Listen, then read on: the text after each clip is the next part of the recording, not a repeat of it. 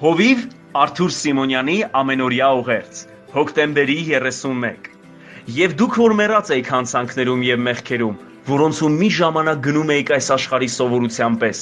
օդի իշխանության իշխանի պես, այն հոգու պես, որ հիմա ներգործում է ապստամբության որդիների մեջ, որոնց մեջ մենք ամենքս էլ մի ժամանակ ման էինք գալիս մեր մարմնի ցանկություններում, մարմնի և մտքի կամքը կատարելով, և բնությամբ բարկության որդիներ էինք, ինչպես ուրիշներն էլ։ Եփեսացիների 2:1-3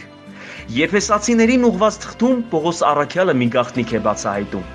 Մենք մեռած էինք հանցանքների և մեղքերի մեջ, բայց Աստված մեզ կենդանացրեց Հիսուս Քրիստոսի հետ և նստեցրեց երկնքում։ Մի ժամանակ մենք օդի իշխանի, այսինքն սատանայի իշխանության տակ էինք, և մեր մարմնի ու մտքի ցանկություններն էինք կատարում, բայց այսօր Սուրբ Հոգին է մեզ առաջնորդում։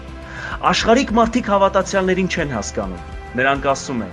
հավատացյալները մեզ նման չեն ապրում, նրանք կյանքի նկատմամբ այլ հայացքներ ունեն։ Այո, ես համաձայն եմ այս կարծիքի հետ, որովհետև մենք կարդալով Աստվածաշունչը հասկանում ենք, որ սխալ ենք ապրել և փորձում ենք ուղղել մեր ճանապարհները։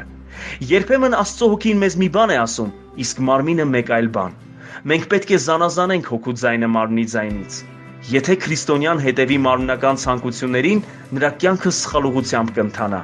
Մենք պետք է քննենք, թե ինչ է կամենում հոգին, և առաջնորդվենք ոչ թե երևույթով, այլ Աստծո Հոգով։ Ամեն։